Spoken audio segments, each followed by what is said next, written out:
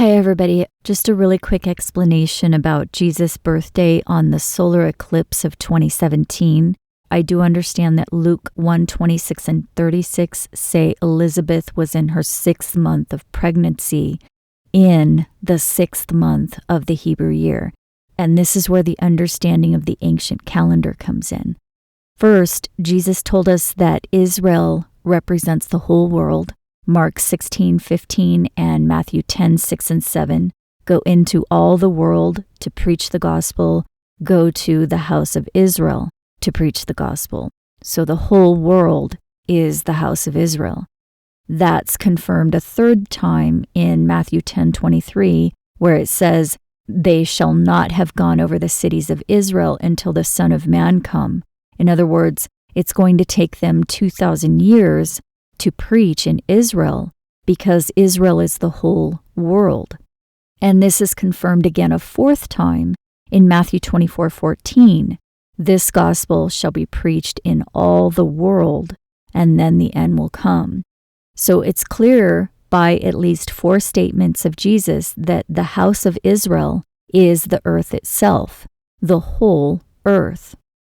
So that means the true biblical calendar is meant to be observed over the whole earth. The first month of the biblical calendar starts in the spring, and the southern hemisphere and northern hemispheres experience the spring season at opposite times of the year. So this seems to be the real reason that the appointed times in the 1st and 7th months line up. Because when the southern hemisphere is in their 1st month, in their spring, the northern hemisphere is in their 7th month in the autumn, and vice versa. So that's the second point. The 1st month in the north is the 7th month in the south, and the 1st month in the south is the 7th month in the north. Okay, so now the third point. Because the 1st month must always start in the spring, and the calendar is based on the moon cycles, there's going to be a cumulative delay of several days each solar year. So that means an additional month must be added approximately every 3 years. Otherwise, the 1st month would no longer occur in the spring, eventually. So the Bible made it simple for the ancient observers. Simply observe the turn around both equinoxes. And when you see the turn, then you start the year. If the turn doesn't happen in the 12th month, then the 12th month is extended for an extra moon cycle. And this is what some call a 13th month. And it happens every 2 to 3 years in any lunisolar calendar. But the true calendar of God is meant to be observed over the whole planet, and the calendar is meant to stay in sync over the whole earth. That means that if the northern hemisphere observes a delay in the turn in their 12th month, then the southern hemisphere will observe that delay of the turn in their 6th month, and vice versa. The reason this matters for calculating Jesus' birthday in 2017 is that there was a delay in the turn in September 2016. The first turn of the sun and moon in 2016 was complete on the full moon of March 23rd. That meant that the northern hemisphere started their 1st month on the new moon of April 7th, and the southern hemisphere started their 7th month on the new moon of April 7th. Because again, April occurs in the autumn in the southern hemisphere, not the spring. So April 7th was the start of the southern hemisphere's 7th month. And the 12th month in the southern hemisphere started on the new moon of September 1st. They would then look for the turn of the sun and moon on the full moon of September 16th. However, the turn was not complete by September 16th. So the delay would have been observed in the southern hemisphere, and their 1st month would not start on the new moon of October 1st, but instead they would look for the turn again on the next full moon of October 16th. The turn was complete by that time, so the Southern Hemisphere would have started their first month on the new moon of October 30th. Okay, so what does this have to do with Jesus' birthday in 2017? It has to do with the 6th month, because Luke 1:26-36 says Mary conceived Jesus when Elizabeth was in her 6th month, and Elizabeth was in her 6th month in the Hebrew 6th month. So if the Southern Hemisphere is delaying the start of their first month, then the Northern Hemisphere has to delay the start of their 7th month. Otherwise, the world calendar would be out of sync. And you can see by the appointed times that the 1st and 7th months are meant to be in sync over the whole earth.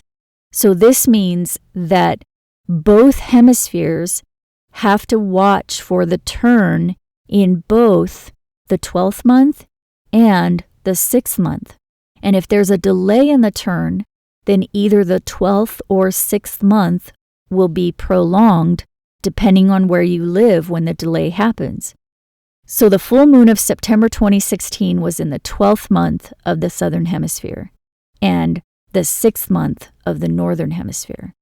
And because the turn was delayed in September 2016, that means the 12th month was prolonged in the Southern Hemisphere and the 6th month was prolonged in the Northern Hemisphere. This means that the 6th month in the North lasted for 2 moon cycles, the cycle starting on the new moon of September 1st and the cycle starting on the new moon of October 1st. So let's look at the timeline for Jesus' birth again. If the 24 courses started on the first day of the first month in the Northern Hemisphere, then they would have started on the new moon of April 7th in 2016. Elizabeth, we're told, conceived sometime in the 9th course, which would have lasted 7.5 days from June 1st through the 8th, 2016. That's the week we are told Elizabeth conceived. But here's where it gets really amazing in 2016. The scripture in Luke does not tell us the exact date Elizabeth conceived. But in 2016, there is only one date that can represent the conception. No other date works, and that is because we're told in Luke 1:26-36 that Gabriel visited Mary in the 6th month, and at that time, Elizabeth was in the 6th month of her pregnancy.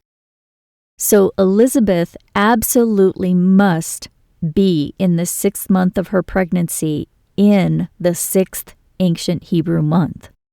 And this doesn't usually work in most years. It's only possible during a leap year, and not just any leap year, but it only works when a leap year occurs in the opposite hemisphere. What's more, in 2016, there is only one day that is possible. Elizabeth had to conceive on the 29th day of the 2nd month. Here's why. We're told Elizabeth conceived sometime during the 9th course, and we dated the courses in the last video. The first course started on the first day of the first month, which was the new moon of April 7th. We'll put that here. Course 1, month 1, day 1, April 7th, 2016. The 9th course would have occurred between June 1st through the 8th, which was explained in part 1 last week. And as you'll find out in just a moment, in 2016, there was only one day she could have conceived, and that is the 3rd day of the 9th course, which was June 3rd, 2016. You'll notice that the 3rd month in the Northern Hemisphere would have started on the new moon of June 5th, 2016, on the ancient Hebrew calendar. That means June 3rd was at the end of the ancient 2nd month, and the 2nd month started on the new moon of May 6th. So you can see here the first day of the 2nd month occurred on the new moon of May 6th, and June 3rd would have been the 29th day of the second month on the ancient calendar in the Northern Hemisphere. And again, that was the third day of the ninth course, which, as you'll understand in a moment, that is the only day that could represent Elizabeth's conception in 2016. And that represents the start of her first month of pregnancy, the 29th day of the second month in 2016. So we'll add that on this chart. Course 9, day 3, month 2, day 29, Elizabeth conceived, June 3rd, 2016. So 1 month later would be month 3, day 29. Elizabeth's second month starts July 3rd, 2016. Then in month 4, day 29, Elizabeth's third month starts, and that would be August 1st, 2016.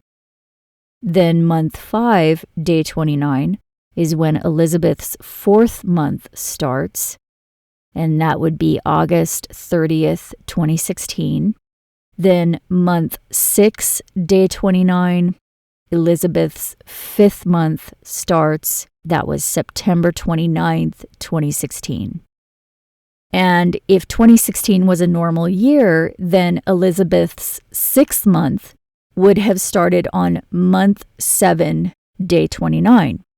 However, 2016 was not a normal year. It was a leap year, and specifically a leap year in the Southern Hemisphere. So the start of the first month in the Southern Hemisphere was delayed, and the start of the seventh month in the Northern Hemisphere was delayed. So what would have been the 29th day of the seventh month was still the sixth month in 2016. The ancient sixth month in the Northern Hemisphere started on the new moon of September 1st, but the turn was not complete on the full moon of September 16th.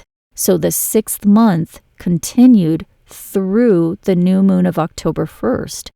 And this was explained in more detail in a video that I uploaded last January. And the link to that video will be linked here and also at the end of this video, if you want to go watch that. So month 6, day 29, occurred first on September 29th, when Elizabeth would have started her fifth month. And month 6, day 29 also occurred on October 29th, when Elizabeth would have started her sixth month. So October 29th represented the day that Gabriel spoke to Mary in Luke 1:26. It says he spoke to her in the sixth month of the ancient Hebrew calendar.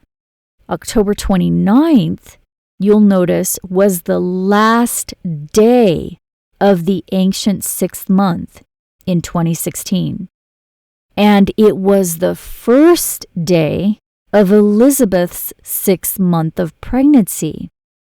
That's how we know that she had to have conceived on the third day of the ninth course in 2016. Because if it had been the fourth day of the ninth course, we would be talking about the 30th day of the second month, which would cause her sixth month to start not on the last day of the sixth month on the ancient calendar, but instead it would have started on the first day of the seventh month on the ancient calendar. That's how we know it narrows it down to the exact day, which you will see lands on the solar eclipse of 2017, but we'll get to that in a moment. So there was absolutely only one day that could represent Elizabeth's conception, and that meant that October 29th was the last day of the ancient sixth month in 2016, and that was the first day of Elizabeth's sixth month of pregnancy. Then on month 7, day 29, Elizabeth's sixth month of pregnancy would have ended, and that represented the day Mary conceived, November 27th, 2016. So again, you can see if Elizabeth conceived on the 29th day of the second month, and we count 6 months later, it lands on the 29th day of the eighth month. But because of the delay of the turn in 2016, Elizabeth's 6th month ended on the 29th day of the 7th month. The ancient 7th month started on the new moon of October 30th in the Northern Hemisphere in 2016. So you can see here that the 29th day of the 7th month landed on November 27th. And remember, the biblical days start in the evening. So the 29th day of the 7th month started on the evening of November 27th and lasted until the evening of November 28th. The human gestation from conception to birth is 266 days. 266 days after November 27th and 28th, 2016, landed on August 20th and 21st, 2017, the day of the great solar eclipse in the Northern Hemisphere. So hopefully you can see that Jesus' birthday on the ancient Hebrew calendar really did land on the great eclipse of 2017. And it's so interesting because Psalm 19, 4 and 5 tells us that the sun is as a bridegroom. So the sun represents the bridegroom Jesus according to the Bible itself. And the great eclipse of the sun in 2017 landed on Jesus' ancient birthday, and not just a window of time, but the exact date. And this works exactly according to Scripture only in 2017, because the turn was delayed in 2016, and that allowed for the end of the ancient 6th month to coincide with the start of Elizabeth's 6th month of pregnancy. So I cannot express in words the intricacy and complexity of alignments that had to happen between the sun, moon, and the Scriptures in order for this alignment to happen in 2017. It may never happen again, but as you can see by this recent series, it is possible for the Scriptures to have been fulfilled in Luke 1, with the 24 courses starting on the first day of the first month, if Jesus' birth had occurred in a leap year. So I hope this was interesting for you. For more information on the significance of 2017 and 2018 in Bible prophecy, you can see the links here. Thank you so much to those who make this work possible. I hope you're doing well, and I will talk to you next week.